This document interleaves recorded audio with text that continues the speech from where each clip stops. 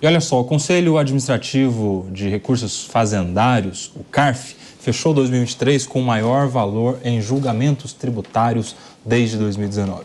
Segundo dados preliminares divulgados pela Folha, foram 230 bilhões de reais em ações tributárias analisadas de janeiro a setembro. O CARF faz parte do Ministério da Economia e é responsável por julgar os recursos sobre autuações da Receita Federal. Embora não tenha função arrecadatória, o governo espera que mudanças no funcionamento do CARF gerem uma receita extra de 55 bilhões de reais neste ano. Nosso economista André Galhardo explica para a gente essa ideia do governo de ganhar mais 55 bilhões com o CARF. Olha, essa é a cartada que o Haddad espera, né? A gente sabe que não é tão simples assim, porque o contribuinte pode perder uma ação contra o Estado e ele pode recorrer. Então, não necessariamente ele vai fazer o pagamento naquele momento que ele perdeu a ação no CARF.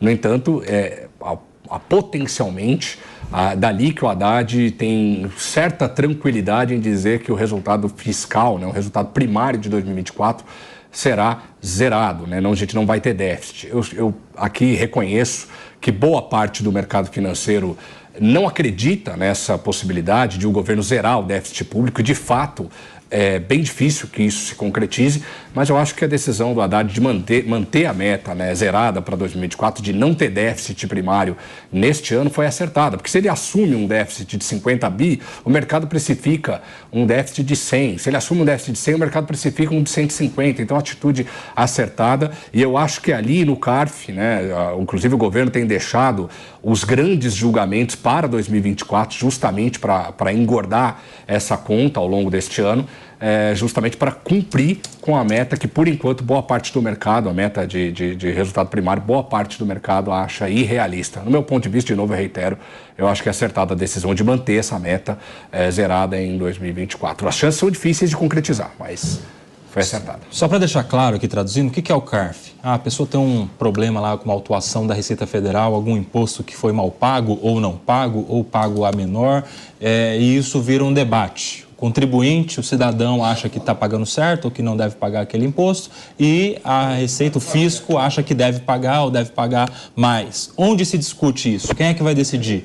Esse CARF, que é um órgão vinculado ao Ministério da Economia. E aí a gente tem aqui noticiado que em 2023 este órgão, em suas decisões, gerou 230 bi nessas discussões tributárias, ou seja, as decisões privilegiaram de alguma forma os interesses do fisco, daquele que cobra, no caso do governo. João Belucci, isso é o melhor resultado desde 2009, como está no nosso GC, para quem?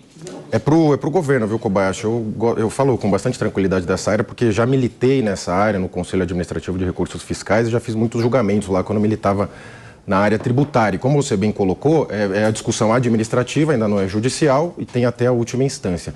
Isso aconteceu por conta da mudança do voto de Minerva, né? Teve a discussão da retroatividade, mas hoje ficou decidido que o voto de Minerva, em caso de empate, é pró-fisco, né? Pró-Estado, pró-União, na verdade.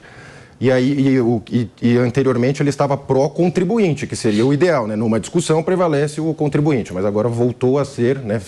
Decidiu-se em definitivo ser pró-fisco. E está aí essa questão, ficou pacificada agora e jogaram os grandes julgamentos para o ano que vem, justamente por isso. Como em caso de empate o voto decisivo é do fisco, então acontece isso. Agora o CARF, ele é realmente um órgão bastante técnico, eu já atuei lá, os profissionais realmente sabem o que estão fazendo, é um colegiado bem responsável, tem representantes dos contribuintes, tem representantes da União. Então, assim, é discutida a tese. Agora, o problema é que esses valores, caso sejam definidos no CARF, você perde um caso no CARF, a empresa perdeu. Você não tem que desembolsar o valor, você ainda pode discuti-lo judicialmente e na justiça o crédito tributário ele tem um monte de benesses que os outros créditos não têm. Para se começar a discutir o crédito tributário, você vai ter que garanti-lo, né? Apresentar uma carta de fiança ou depósito em dinheiro, garanti-lo por bens. Ele tem uma tramitação diferente e garantias em cima dos outros créditos. Então, o governo atuou para ter o voto de Minerva definitivo pró-União, para arrecadar mais, e na justiça o crédito tributário tem muitas benesses que os créditos convencionais particulares não têm, Kobayashi. Mônica, diante desse cenário que a gente está vendo, de um aumento de decisões favoráveis ao fisco no CARF e uma projeção já de 55 bilhões para 2024, das duas, uma dessas pessoas que estão sendo condenadas, vamos dizer assim, no CARF. Ou elas se conformam com isso e vão pagar, segundo a decisão do CARF, ou aqueles inconformados vão procurar a Justiça, no caso a Justiça Federal. E aí a gente pode ter um impacto no judiciário, né? Com aumento de ações tributárias, aumento de ações judiciais, que vão, de certa maneira, gerando um congestionamento nas ações judiciais, fazendo com que os processos todos demorem muito mais, que a gente tenha pilhas de processos chegando todos os dias no judiciário, fazendo um atraso, gerando um atraso na entrega da justiça, lembrando que o Estado, quando ele está participando de um processo, ele recorre até a última instância, ele faz todos os tipos de recursos, até porque ele não paga para recorrer às custas processuais, às taxas de recursos que um cidadão ou uma empresa precisa pagar. A gente pode esperar resultados negativos com essa novidade no CARF? O Bellucci colocou muito bem, né? Existem exigências para você poder acessar a justiça nesses casos que são muito complicadas. Então, a justiça que tarda é uma justiça que falha, nós sabemos que não haverá efetivamente justiça para o pagador de impostos. E aí as incoerências do Brasil, né? Em todas as instâncias a gente diz indúbio pro réu. Ora, neste caso vai ser indúbio pro Estado, o que é muito complicado de se explicar. A gente tem na justiça criminal, nas questões criminais, no direito penal brasileiro, o indúbio é pro réu, que o cidadão é a parte mais fraca em relação ao Estado. Na justiça trabalhista, no direito trabalhista, a gente tem a primazia da realidade, que favorece a parte mais fraca, que é o trabalhador, em relação ao empregador. No direito do consumidor, conforme o Código de Defesa do Consumidor, a gente tem um favorecimento muito claro para a parte hipossuficiente da relação, é como diz a lei, que é o consumidor em relação ao fornecedor, ao prestador de serviços.